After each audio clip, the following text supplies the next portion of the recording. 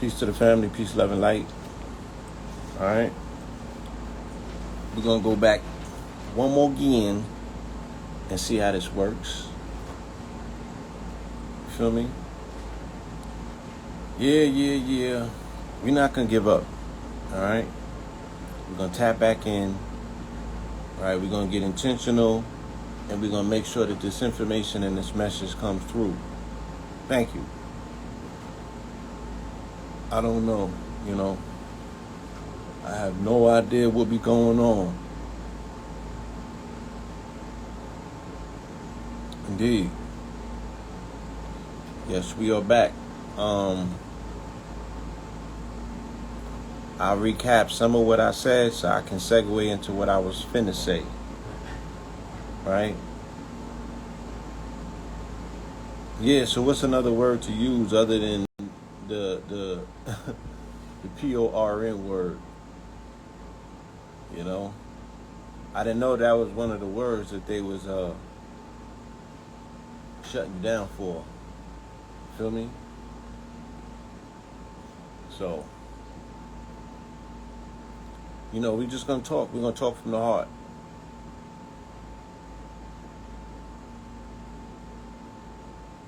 The movie Golden Child. Corn, right? Corn stars. Yeah. So, peace God. Corn stars. Yeah, we'll talk about corn stars. Right?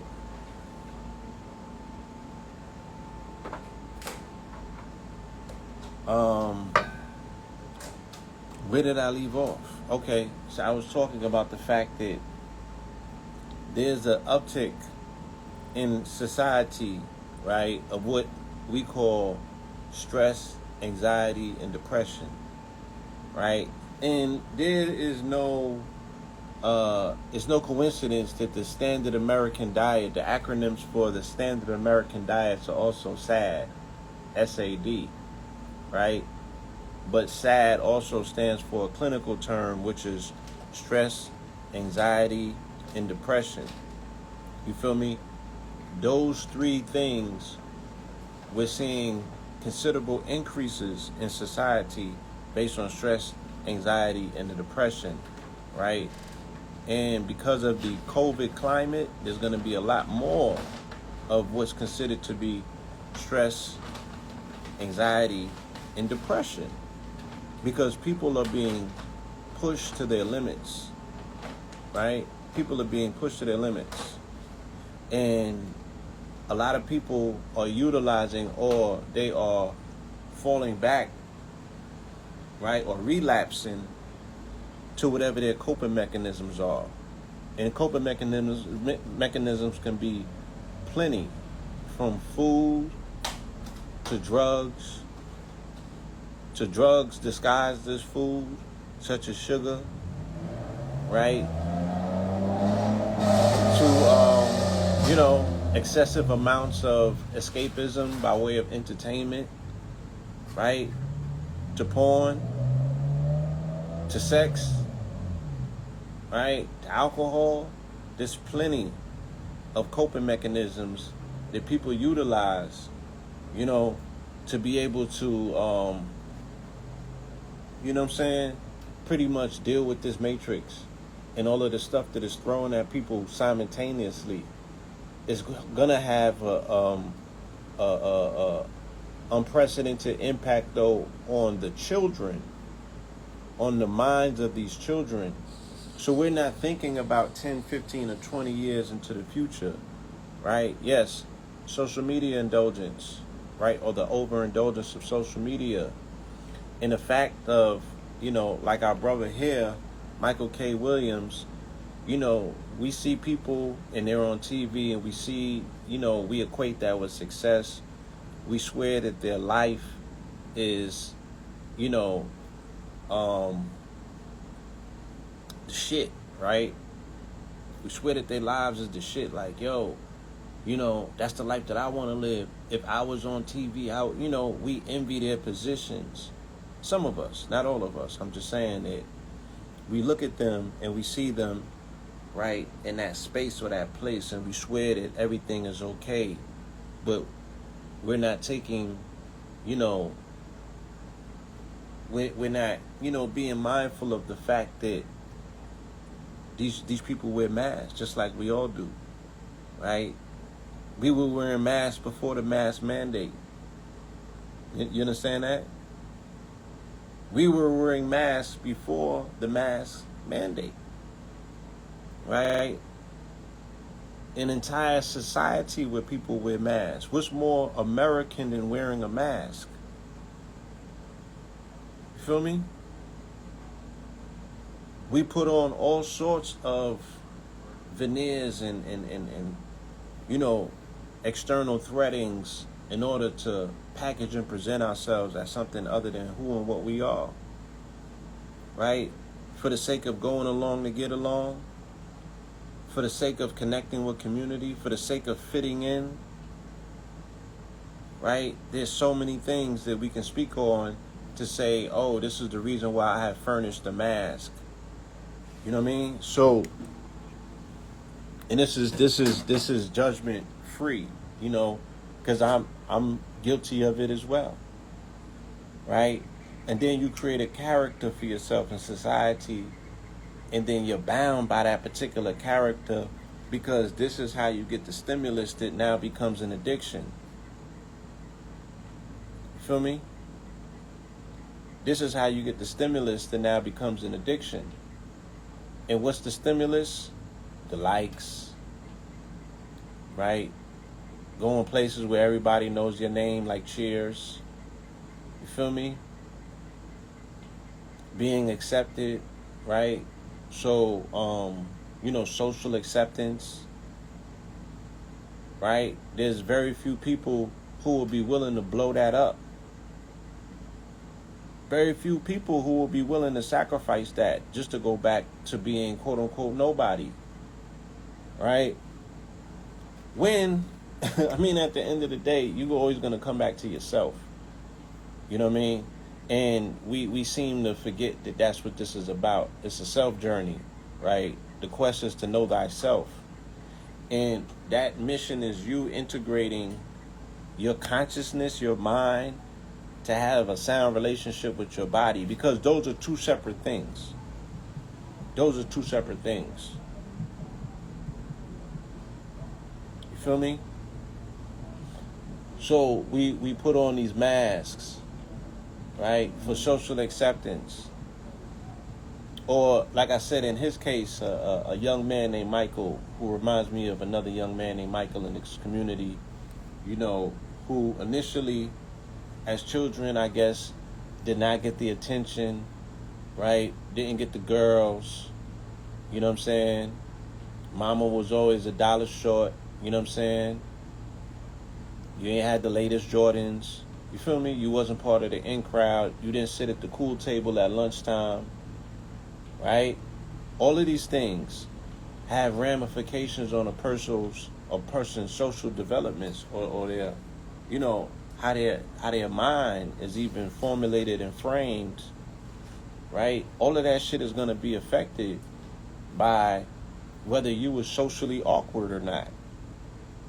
So here goes a young man who went from being socially awkward, right, to getting put in the game by arguably, one of the illest at the time, somebody who was being revered for their thespian abilities and their abilities to switch from being real, R-E-A-L, to being R-E-E-L, that being Tupac Shakur, right? He could jump in and out of role, right? And Tupac picked him and was like, yo, he put him in the game. Boom. So then he gets the role of a lifetime where he's playing Omar on The Wire, and Omar becomes the most critically acclaimed actor. For crying out loud, shit, Barack Obama said that was his favorite actor, right? In his favorite series of all times. So you're getting praise that's heaped on you, you know what I'm saying? And all of a sudden you're loved. All of a sudden you got fame. All of a sudden you're accepted. All of a sudden you're in. All of a sudden, you know what I'm saying? the girlies know your name, and they're with whatever. Now you become a prisoner to the character that you're playing because you don't want to take off the mask. Yeah, Omar was a gay thug, and I don't know his personal life, so I can't equate how that lines up to whatever he was going through initially, right? But whatever it was a very dark place, right? And we could speak about the fact that these actors go into character mode, right? I think about Heath Ledger as well. I think about a few actors who their characters ultimately destroyed them, right? The characters destroyed them. Yes, he said that the role took a toll on his mind. And then when he had played Montrose, right, from Lovecraft Country, he said that character put a stress on him as well. You feel me? Yeah, Tupac, Bishop, right? Not being able to put the role down, not being able to step outside of your role, not being able to, put the mask where it belongs. Yes. So you'll find that actors are very much not social creatures. They're very much to themselves. They're very much somewhat introverted. You know what I mean? And then you are on an assembly line. You on a hamster wheel like everybody else is. You feel me? So you got to jump from role to role, especially if your hand is hot, right? You got to continuously get these roles because you don't know when the next one is going to come around. You feel me? You don't know when the next one is going to come around. So you don't even take time to decompress. You don't take time to go to therapy. You have to totally, immerse yourself into your role. You have to become that thing. You feel me? You have to become that thing. And then it's like, how do you walk away and divorce that thing? Because now that thing becomes your calling card in public. Now that thing becomes who people really want to see, right? They're calling you that name every day. You feel me? And it's even with me where I was like, yo, I don't think I'm going to leave 2020 with the blue pill character. It's like, yo, you have to know when to make a differentiation. And people are attempting to perceive you, as you have packaged and presented yourself to public. What if it's not always in line with who you are, the essence of who you are? You have had to develop this character, right? And to walk into this particular role, and then you got to hold that shit up in public for the rest of the world, right? But is it for them or is it for you? You know what I'm saying? You got to ask yourself, what does it take you to keep you fulfilled? What does it take to keep you happy? If your happiness only comes through the adulation of other people and the adoration of crowds, then, and at the end of the day, in the long run, you may very well be like a very shallow individual when it comes down to it. And I'm not, hopefully not being disrespectful. I'm just saying that when this shit come down to what it come down to, and you realize that it's only going to come down to you and your shadow, you know what I'm saying? The crowds ain't going to be there. The applause is not going to be there. You feel me? So if you always needed that to cope, can you sit with yourself in silence, right? Do you know yourself enough to hang out with you? Where you like, yo, I could spend a whole day with me. This nigga's lit. Nah, sometimes that's not even the case, right? You can't even stomach yourself for a whole day. You can't stand your own shit. You feel me? But you expect everybody else to, because it's part of the social setting, right? It's part of the group think. It's part of the whole cliquish. The thing that I see most in this community, right? the fact that, again, people not coming from community gravitate most towards community, you know what I'm saying? So they look for community without working on their own personal shit. You run into the crowd. Oh, I found tribe. How? You know what I'm saying? You found people who could probably potentially be tribe, but you still got work that you got to do on yourself, and you ain't even been around these people long enough to see who the hell they are, right? And what sort of work they have committed themselves to do. But automatically, you see the outer accoutrements. Oh, they got the garb on, they got the jewelry, they know all of the fancy words. Oh, that's my family. How, Sway? How? Right?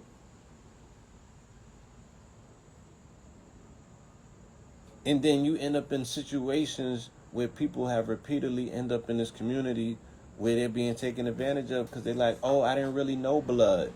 I bet you didn't. I bet you didn't. Right? That nigga's still trying to get to know himself. How could you possibly know him? Right? And how much time have you put into possibly getting to know yourself? Because there got to be something inside of you if you got this perfect relationship with self, right? Because self could see that shit for what it is. Self should have been told you, I don't trust that nigga. Something ain't right. Or was it your conscious mind overriding, right, those things that send you the signals to be like, nah, son, I ain't feeling it. You feel me? Something ain't right there. That's the sign of a good relationship with yourself. That's a sign that you might be not just along, with knowing thyself, with getting to know thyself. You might be further down the road than most. If you got that relationship with your higher self or your big homie where he's giving you the word like, nah, son, I'm going to sprinkle mad crumbs in front of you to show you that that's not the way to go. And then if you go against that, if you defy that and continuously rub against that, yeah, and you're not practicing discernment, my nigga, and you end up, banged up, whose fault is that? Right? Because players going to play and scammers going to scam. Right? If you end up in that particular dragnet and end up being finessed, it's nobody's fault but your own. At the end of the day, it's nobody's fault but your own. Right? So we go back to this aspect of the masks, right, as coping mechanisms for stress, anxiety, and depression. Right? Stress, anxiety, and depression. So what's happening is children are being orientated at a younger age, right, to be introduced to sex by way of porn. So this is the initial introduction to the birds and the bees, right? They're not even, I don't even know if they got it in rhyme form anymore, and we can't even say the porn is their introduction. They got introduced to it at 0 age, before they was even, born, before they even took a breath. When they was in the belly, my nigga, they got introduced to it through the music that your mama was playing in the whip or in the crib, right? So they already got introduced to hypersexuality on a rhythm, on a beat. You feel me? Way before they got introduced to porn, right? They was given all of the audio suggestions that their young, impressionable minds can now, fantasize and imagine, what were the visuals that match the audio. Okay? And then by the age of 7, 8, or 9, because they are so sexually curious, right? Even though, they're not technically or supposed to even be getting no feelings in their gonads and nothing like that, right? Their parts are not even activated yet, allegedly. But they got the whole script down pat. They even know the words. So when they get the visual component to go along with it, and its aggression matches the music, who and why are they to believe that there's any other way that this thing should be done? Because there's no backdrop. Only we had the backdrop. My generation, your generation, you know what I'm saying? Your parents played the music. There was the backdrop, right? It was a little bit more, polite, for lack of a better word. Now, that's a bad word to use in this reference. It was a little bit more,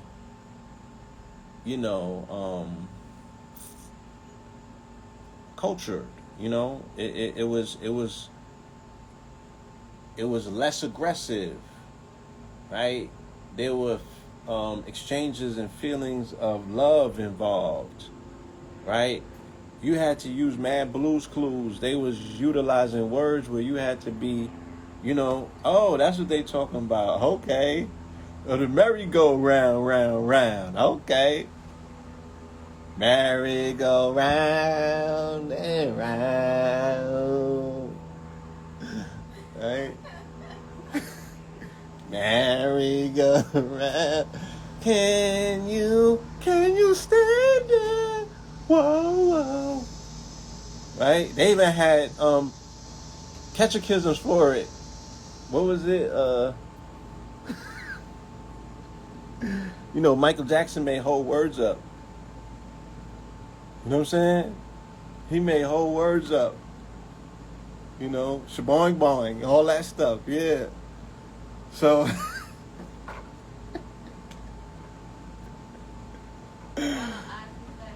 huh? Yeah, Ronald Isley was like, I love the way you receive me. Receive me, huh? Okay. You know what I'm saying? I be stroking. Yeah, all that. This is stuff where you had to be like, Mommy, what he mean? And you get smacked in the mouth. Shut up, boy. Nah, this shit don't leave nothing to the imagination. So that is what the children are being raised on, right? Yeah, they made us leave the room. I literally got hit in the mouth for my father for singing a song that he was playing. And it was Marvin Gaye's Sexual Feel. I'm sexual feeling. Back my boom. What the fuck? What happened? You playing the music. I'm just reciting what I heard. You don't know nothing about that. Stay in the child's place. Right? I got backhand. Boom. So I couldn't even say sexual healing. You know what I'm saying? And I thought that was on the more upbeat spectrum of it. You feel me? I'm like, I ain't singing Rick James or nothing. It's sexual healing. That was my introduction to healing. Well, I got backhand. But what I'm saying is that, the children are being introduced to these concepts at an earlier age. And by the time they get internet service or they get tablets, right? Or we put them in social settings where they're around other gremlins. I'm just playing. Then, Stripe puts on Gizmo and he turns them into a gremlin. You're like, yo, you wouldn't believe what, you know what I'm talking about? I don't even know what none of the new ones' names is, so I can't even, you know what I mean? I can't even, But y'all grew up on Janet Jack Me and, you feel me? Shit like that. And when you can research it, and you did, you Google searched it, and the rest is history. But the children are being orientated at a younger age, and then they're being introduced to genres that I've never had access to myself. You know what I'm saying? And then it's leaving a lot of mothers, in particular, single mothers, very, very curious, because they're like, yo, why does my child look at amputee porn? Why is my child, looking at midget porn? Why is my child looking at gay porn? You feel me? These are things that mothers are going through. And I would imagine young fathers as well, but I'm not in a conversation with them.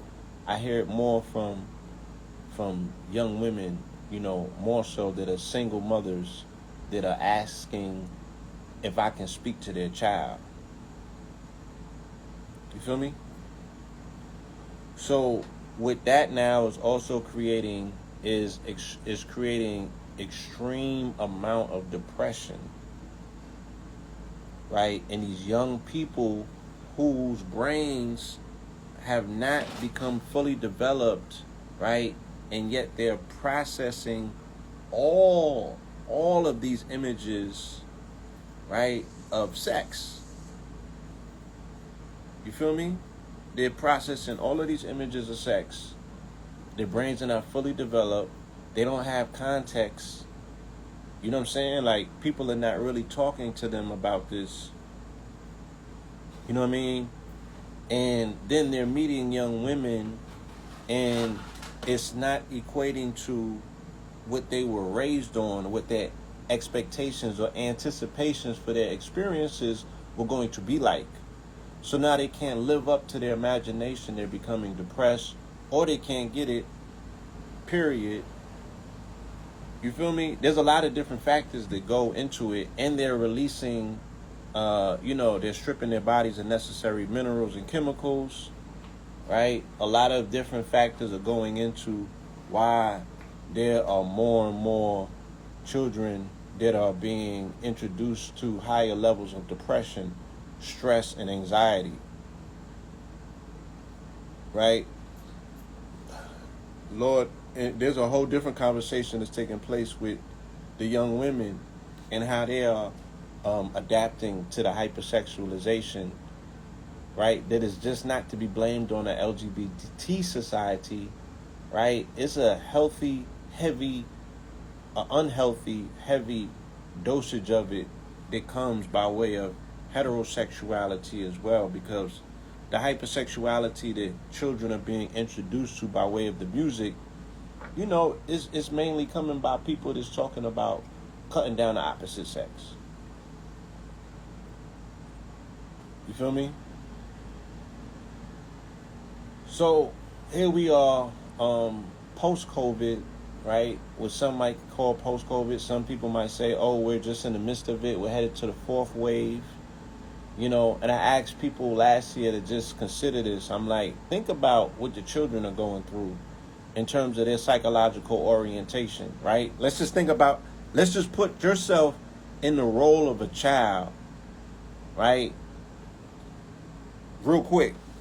When you were 11, 12, and 13, for the most part, right, if you were not socially awkward, then you were a social butterfly, right? You like to, if you weren't an introvert, if you wasn't an outcast, right? If you wasn't socially awkward, more than likely, you was hanging out, you know what I'm saying? You was hanging out with your social circle. You was kicking it. You know what I'm saying?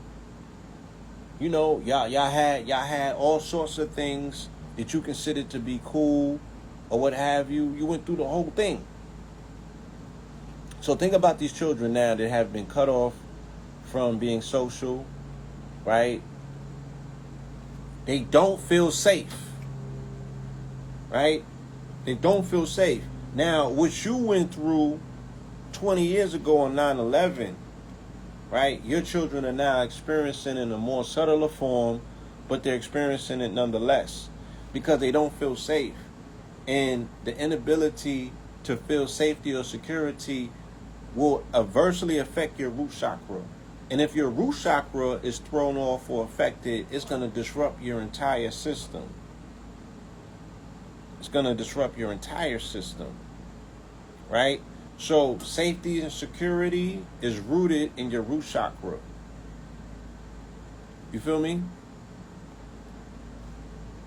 Americans as a whole, as a society, that became disrupted with 9/11, and you gave away all of your freedoms, right, to return the safety factor, right? Because if the white man don't feel safe, you can't possibly feel safe, right? Because vicariously, your safety is promised by his presence. You understand? It's not Ray Ray and them. Them is not the niggas that keep you safe. It's them red and blue lights, right? And that military force behind it that gives you the arrogance of Americanism, right? Whether you fully participate and you know, let that shit hang out or not, trust me, there's a semblance of it that you pledge allegiance to, right? Inherently, at the end of the day, you's a patriot too, my nigga, just in the more subtle form. And some of y'all are more so patriots than others. You know what I'm saying? Let's just be real. You want to go along to get along. You don't want this shit to collapse. You don't want to see the fall of America. No. You just want a higher seat at the table. Right? You want to be respected. And you want to be kissed before you get, before you fornicate. That's all. You're like, damn, at least kiss me. You just want to be kissed. You want them to play in your hair and that smack you, when they doing you the way that they do you. That's all that's about. Nobody wants to overhaul the system and collapse it, and you know what I'm saying? That's not what our people want. You feel me? They want to go along and get along, and they just want to be they want to be treated like better Americans. Right? And cool, you might not pledge the flag or pledge to the flag, but I'm saying there's things that we do in our words and our actions every day to show us pledging allegiance to this particular empire. Right? Hence the fact that, they were able to sell this idea to people so easy, or the ones that they were able to sell it to, about safety and security coming by way of the jab. You know what I'm saying? Oh, we have something that we developed, overnight to protect you from this invisible enemy, this phantom menace, right? Because 20 years ago, the invisible enemy in the phantom menace was an Arab terrorist who had his face wrapped up, right?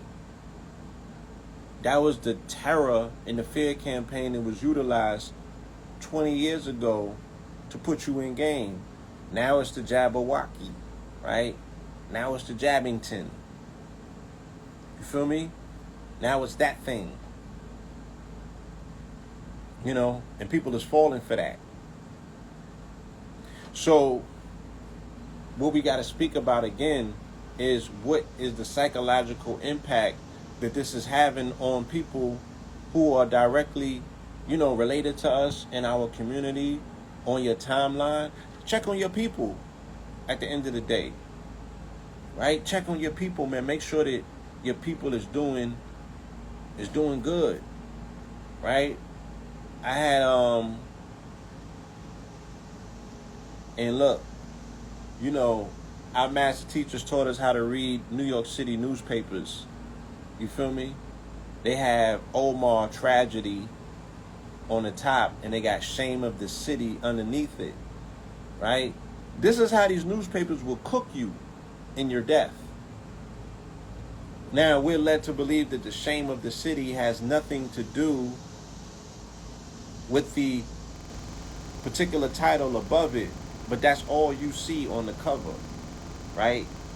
You see Omar Tragedy, and then you see Shame of the City underneath it, right? But I was watching a Urban X podcast last night with Black Dot, and he was speaking about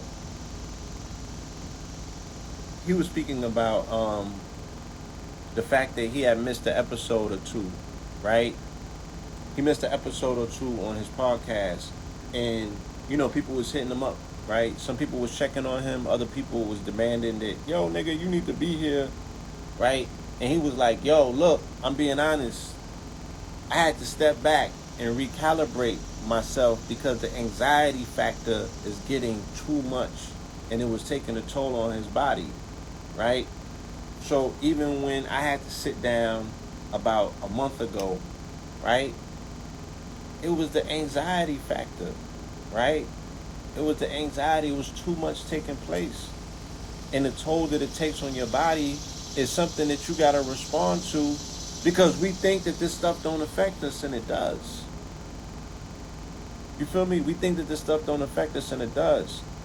Being a healer or a helper, being a servant to humanity, and then seeing shit go the way that it's going right now, yeah, you can have a certain resolve about you to be like, we gonna win and we victorious in the end. But this shit takes a toll on you. Seeing people, you know, going through what they going through, and then you are absorbing it, you feeling it, you reading this news, you don't have all of the answers. You know what I'm saying? The promise of the world is not necessarily so promising. This shit is gonna take an effect on you. It's gonna take an effect on you, right? And again, because of the hyper stimulation by way of these phones, the blue light in particular, right? Every time, again, I keep saying I could be on my phone at 3 in the morning, right, getting ready to take it down, but my body is registering it as 3 p.m. because blue light that comes off of your phone is registered in red by your body the same way that sunlight is. So if my body is seeing sunlight at 3 a.m., my body is not releasing melatonin and other necessary hormones, right? It's not activating other parts of my body, right? My pineal is not releasing certain hormones that's telling my body, yo, it's time to repair. It's time to do this. It's time to do that. No, I'm laying down, taking a nap, thinking I'm going to sleep. Then I'm waking up even more tired, right? So let's say I drunk coffee. I don't drink coffee for the record, but let's say that I did. Shout out to Akibalon, right? Who stresses the importance of the God Body Challenge and waking up with the sun and grounding and solar gazing. Let's say that I drunk coffee, right? If I drunk coffee and I woke up in that condition, I'm not just gonna drink one cup, I'm gonna drink two. Let's say that I had to smoke a joint to get myself going. I'm gonna smoke 2 joints. Let's say that I smoke cigarettes. I'm gonna smoke a whole pack, right? Whatever you do, let's say that, you gotta put something in to spike your jaw up. You spiking your jaw with some what's that shit called? Some Tito's or something like that. Whatever you do, you're gonna do more of it, right? To compensate and to make up for what you feel is the necessary thing that's missing, that's making you tired. Not understanding that us playing on these phones, playing around these devices, right, and getting zapped all this radiation, that's what's really making you tired. And the fact that your adrenals is continuously firing, right, and continuously being stimulated, you are lining yourself up more and more for stress, anxiety, and depression. Because all of that, all of the depletion of these hormones, of these chemicals, they're all going to have effects on us and our bodies and our physiology and our psychology. You feel me? At a time like this, when we going up against what it is that we going up against. You understand? Which is not only, now they talking about, the Mu, right? They talking about the Mu Atlantis variant is here. How the hell did they know? God damn it, it was an article one day, and then the next day they said it should have been detected in 49 states. How did they go from an article that was introducing the concept of it, and they said that the shit came from South America? They didn't say that it even got here yet. And then a day or two, let's give them some credit. Let's just say 2 days later, it was detected in 49 states. How, Sway? They don't even have a proper test to goddamn detect the old code, right? C19. They don't even got the proper test to detect the old C19, because you ain't seen a test yet that's like, oh, this is the Delta test. Nigga, what's a Delta test look like? They making this shit up. And we still, ain't nobody get punched in the mouth still. Right? Ain't nobody get punched in their mouth for playing games still. And I'm not advocating violence. Let me make that clear. I'm just saying, normally when somebody play with your life, when they play with your folks, when they play with your bread, right? When they play with your social mobility and your movement, right? Those are things enough, right? Look at all of this. How Instagram became the epicenter of violent gang war, right? Niggas be online cutting up. They come online and cut up. Feel me? That's what the babies is on, right? They don't got no cut when it comes to cutting up online. They with the shit for real. But nobody got no answers for none of this, right? We just being orientated into this new normal, right? And we allowing whatever it is that we seem to be allowing with no pushback, no rebuttal, no answers, right? And the children do not feel safe, right? If you're telling your child that your child has to wear a mask, your child sees safety in you as the parent, right? And then, depending on how you're raising your child is going to have to see safety, in things that have been set up in society that assure him safety, like the police, right? Military. I mean, this is how the children are raised. Like, don't at me for it. It's just the truth.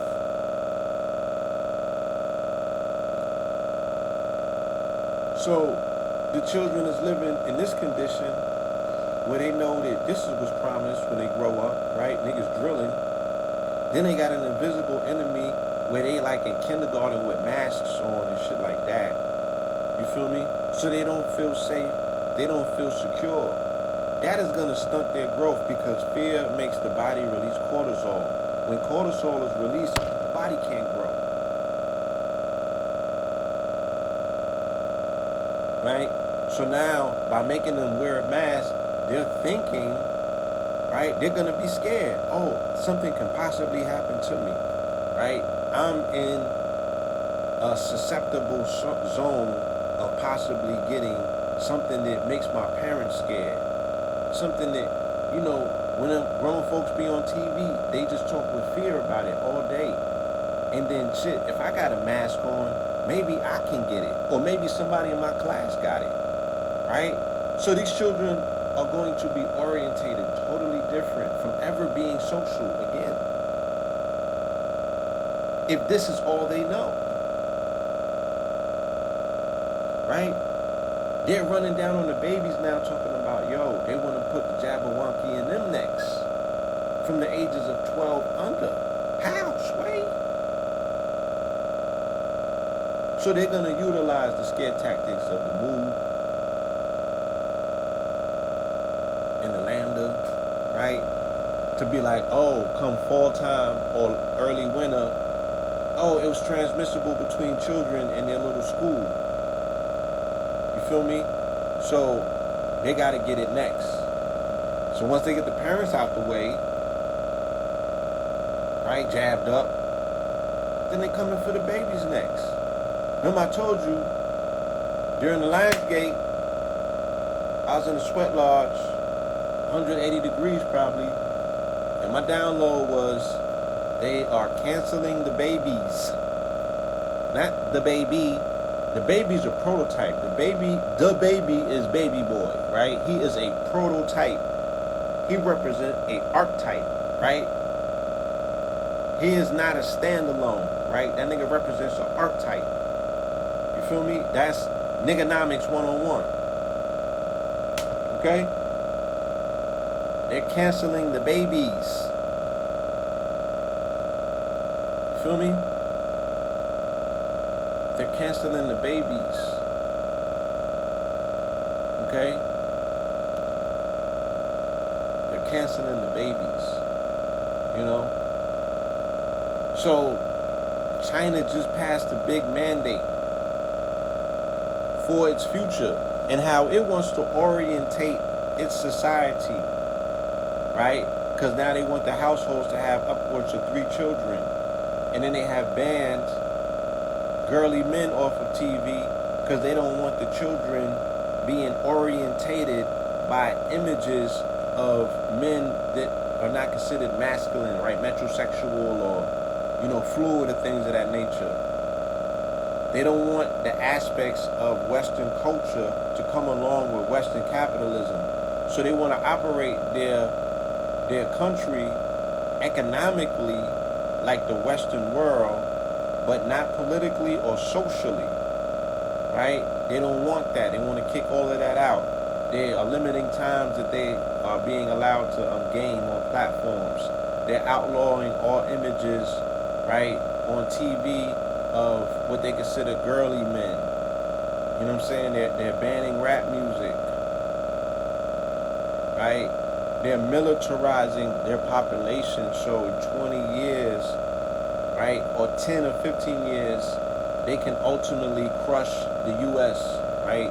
The final blow can be dealt, and they can fell this empire, which is imploding on itself, where we have not taken a stand to this day yet for our children. Yes, and as much as I don't like to make this a conversation because I believe that this person is just a troll, but to juxtapose, I'm saying that while they're making that declaration to save their children and to raise their children with a particular standard in mind, right? And don't apply your puritanical Western thoughts to China. They're a communist country, right? That's how they get down with their people, right? But over here, Little Nas X is raising our children, and again, I don't even want to, I don't even want to get into that conversation, right? Because I feel like it's a setup as well. I feel like it's just a setup. And I don't even feel grown talking about it. But I can't help but notice that shit is like overly aggressive in terms of the marketing of it. It's just too much. It's just like, it's like every stereotype. You feel me? Like how you could look at the Jabberwocky and C19 and be like, yo, they trying too hard. It's the same thing with Little Nas X. You like, my nigga, you just trying too hard. You feel me? You just trying too hard. But you know what I'm saying? That's what the children are looking at. And it's gonna affect them, right? In a particular way. What way exactly? I don't know. But maybe we should talk to them. Maybe we should have a conversation with them. I asked to have a conversation with the children last year, so we can just figure out what's on their minds. You know what I mean? So we can get an idea of what's going through their minds. You know what I mean? How can you get in between the depression that is inevitable to hit them like a ton of bricks? Right? Because the things that we're telling and we're preaching to them is important and necessary for them to become productive members of society. All of those things are being challenged right now. Right? All of them is being challenged. Like, they can't possibly get a good education. That's out the window. How are they going to get a good education in this environment? How can they possibly get a good education? What does that even consist of? You feel me? How can they possibly get a good education? So they're losing traction on education, right? Which is making them even more susceptible for student debt. When they do graduate, it's like, damn, you're gonna be playing catch up. That's even more school, right? You're sacrificing school now just to take more school later. And then if you want to compete on a global level, the Asian countries, not just China, they are putting such an emphasis on education with their children. There's a whole movement. They have a growing, thriving middle class. The difference is that the West has a dying, decimated middle class. Right? So Africa India and Asia are putting an overemphasis on education when it comes to their children. And in Europe, they're sending their babies to Hogwarts. Right. So these little niggas is like little warlocks and witches and shit. You feel me? They sending their babies to Hogwarts. But in Asia, and in Africa, and in India, right, these children are like STEM children. Like, they're into computers and mathematics, and, you know, they got flourishing space programs and things of that nature. Right? What are we prioritizing for our children? So we can speak first about a Western society, but in particular for melanated people, right? And your melanin is popping, and the black girl magic is so motherfucking prevalent, right? Y'all got together and had these babies, these superstar seeds. What we got planned for them, y'all? Right? What we got planned for them? No disrespect or no shade to let me get some of these gummy bears. We're talking about the children too much. No disrespect to Umar, but y'all having babies just to send them to the Frederick Douglass School? That's the goals? This baby here, I reckon there's a seat at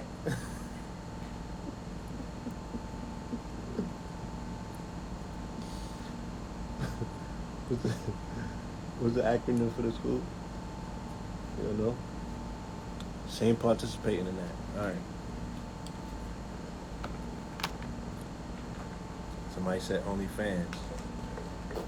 Are we raising children to supply OnlyFans with an insurmountable amount of stock that they're going to need in order to bring to their stockholders and their stakeholders and their shareholders to be like, yo, look what the forecast for the next 10 or 15 years of our company looks like, right? We are raising IG models from the age of 8. Yes, STEM programs, science, technology, engineering, and mathematics. Right? Fashion Nova's like, yeah, we are, you know, we have a pool of models to choose from. They're 11 and up. Right? We're orientating them from an early age. Right? So what are all of these superstar seeds that, I mean, because y'all got some beautiful babies. Right? I give it up to you. Yo, you got some beautiful babies, but did you think the shit through to like year 15 or 20? There's too much light in these babies' eyes for you to be like, yo, I'm just going to give them to the system and let the system figure it out. How, Sway? How? That's a true sign of insanity. How do we expect our children to be fared any different than we did? Right? How do we expect them to be any more successful in this matrix than we were? Right? And we have not done anything different to address how they're being orientated, domesticated, acculturated in this society. They're not being taught anything different. Right? We're not necessarily feeding them anything different. We're not necessarily exposing them to anything different. We haven't turned the corner on anything about us in particular where we have mandated it to be like, I'm having babies, right? In this particular way. I'm stepping out. I'm going to be a big stepper and walk away from what general society has done, and we doing it like this now, right? Other than the fact that I see a lot of people attempting as best as they can to raise children with a vegan lifestyle. They've criminalized that. And we've seen horrid examples of it online, of them running down and snatching people's babies. Right? Just because you want to put chlorophyll in your baby's body as opposed to cow mucus. Right? They want to take your children away from you just based on that. Because they have that binding document called a birth certificate. Right? And they utilize the mother when she was most vulnerable to inform on her child and hand her over as a ward of the state. And we still don't want to have that conversation because the shit falls into what people consider to be conspiracy. But I'm like, look at this shit, right? Everything that you call conspiracy and ran away from, it's at your front door right now. And it has to be dealt with. So it's just a matter of time before that conversation comes out and mainstream co-signs the validity of it, right? At least enough for it for us to advance the conversation. And then what? We 10 or 15 years behind the ball because Negroes in our community wanted to point fingers and say, oh, is that white boy sovereignty conversation? Da, da, da, da, da. I'm like, look, whether it is or not, let's have the conversation so we can get around it and get through it and on the other side of it. I'm not telling you that you need to correct your status. I'm not telling you that you don't. I'm saying, can we have the conversation to weigh out, what are the facts here? Because as I'm looking at it, right, everything that was told to me, I could see it playing out. Right? Everything that was said, there was like, yo, that's not the case. I don't necessarily see that. You feel me? I don't necessarily see that. So, it's not enough just to say that, you know what I'm saying, that the brother was a good actor, right? Like I said, everybody that I know that knows him says that he was a good person. You know what I'm saying? A stand-up individual. I don't know what team he was playing for, and I don't know if that is a person's determining factor as to whether they were an authentic human being. Right? People that know him vouch for his spirit. People that know him vouch for his character. People that know him vouch for his devotion and his dedication to his craft and his community. Right? So I know that he will definitely be missed. He's a Flatbush native as well. He comes from where I come from. You know what I'm saying? I did not know the brother, but I've seen him plenty of times.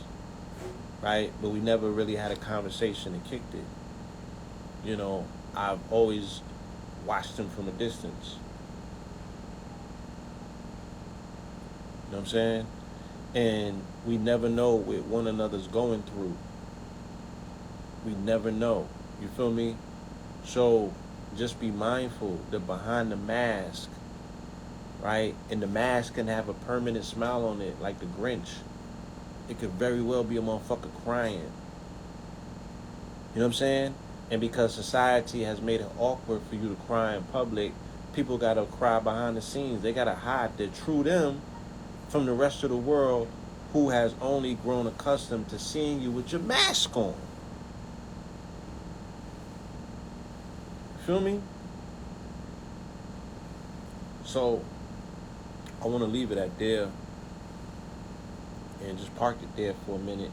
You know what I'm saying? And again, rise in power, to the brother, right? Rise in power to the brother. You feel me? And at some point, I guess we'll pick up this conversation where we left it off at. All right? Peace, love, and light.